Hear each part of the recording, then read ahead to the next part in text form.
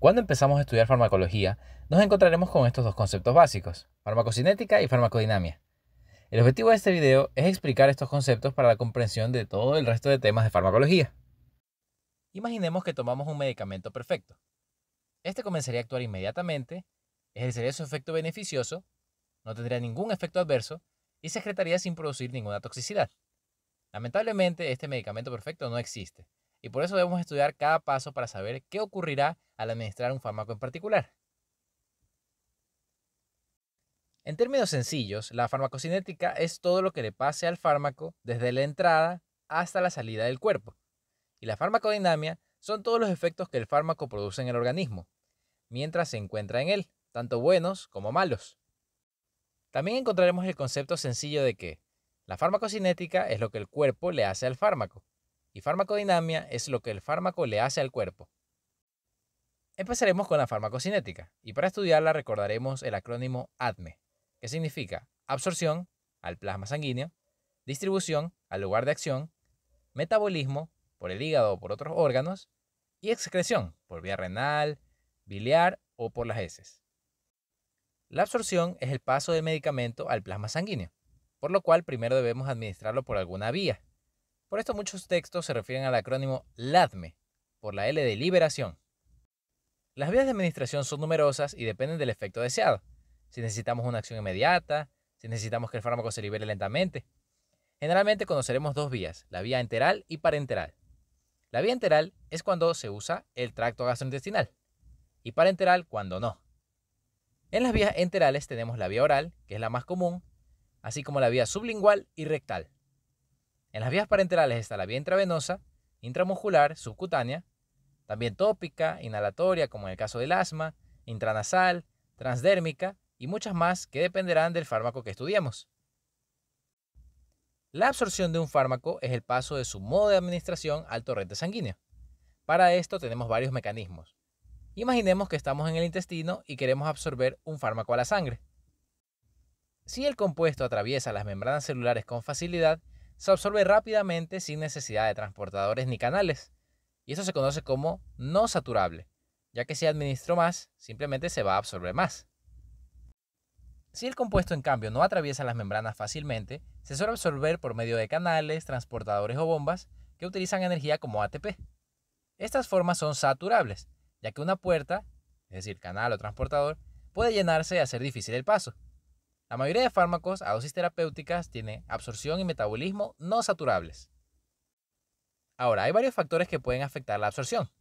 Por ejemplo, el pH local en el caso de la lidocaína, que es un anestésico local, es menos efectivo si se aplica en un medio ácido, como el pus de un absceso. Si tengo una gran superficie de absorción como ocurre en el intestino, la absorción será mejor. Si en cambio tengo diarrea y el fármaco no tiene tiempo de hacer contacto con el intestino, no habrá una buena absorción. Un factor importante es la glucoproteína P, que es una proteína que sirve para bombear sustancias de dentro a fuera de la célula, entre ellas muchos fármacos. Ahora resulta que existen fármacos inductores de la glucoproteína P, o sea, que potencian su acción. Esto haría que otros medicamentos sean menos efectivos, ya que se bombean más.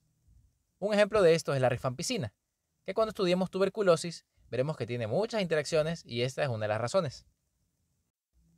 Por último, en esta parte conoceremos el concepto de biodisponibilidad. Esto se refiere a la cantidad de fármaco administrado que llega a la circulación sistémica. Por los factores que acabamos de ver, no todo lo que yo tomo llegará a la circulación. Por ejemplo, si el fármaco se administra 100 miligramos, pero se absorben 70 miligramos, se absorbió solo un 70%. La biodisponibilidad es igual entonces a 70 sobre 100, que es 0.7. Para convertirlo en porcentaje lo multiplico por 100. Es decir, que la biodisponibilidad en este ejemplo fue del 70%. Ahora, biodisponibilidad no es lo mismo que efectividad. El paracetamol, por ejemplo, tiene una biodisponibilidad por vía oral del 75%. No por eso es menos efectivo. Ahora, si yo tuviera un fármaco que altere la biodisponibilidad del paracetamol, como es el caso de la rifampicina, ahí sí puedo tener menor efectividad. Hay que recalcar que la vía intravenosa tiene una biodisponibilidad del 100%, ya que estoy administrando directamente el fármaco al torrente sanguíneo. De nuevo, no por eso es más o menos efectivo.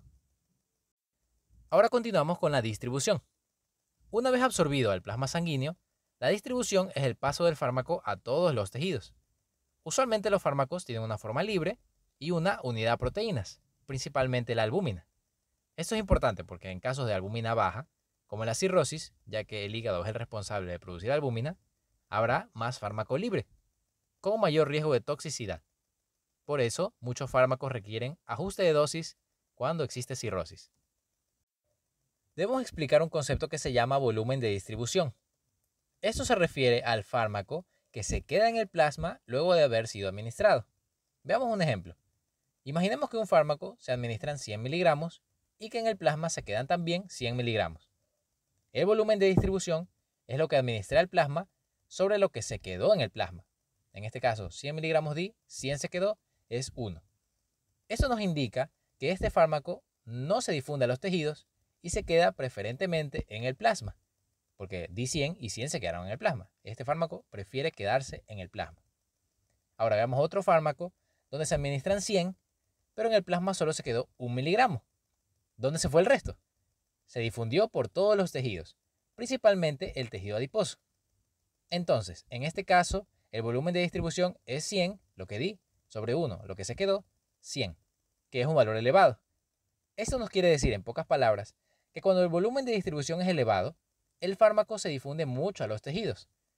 Esto es importante porque, por ejemplo, si tenemos un fármaco como la amiodarona, que tiene un volumen de distribución alto, 66, la hemodiálisis no sería efectiva en la sobredosis, porque la mayoría de la amiodarona no estaría en la sangre, sino que se distribuyó al tejido adiposo y ahí quedó almacenada. Esa es la importancia del volumen de distribución. Si es alto, el fármaco se difunde y puede quedar almacenado en el tejido adiposo. Ahora, el metabolismo suele dividirse en dos fases, fase 1 y fase 2, ocurriendo predominantemente en el hígado. En la fase 1 tenemos como protagonista al citocromo P450, que es una familia de enzimas que se encarga de oxidar moléculas propias y extrañas como los fármacos. Las encontraremos escritas como CIP, que es lo mismo, seguidos por números y letras, siendo las más comunes CIP3A4, CIP2D6, CIP2C9. Ahora, muchos fármacos son inductores, o sea que potencian, y son inhibidores, o sea, reducen la actividad de estas CIP.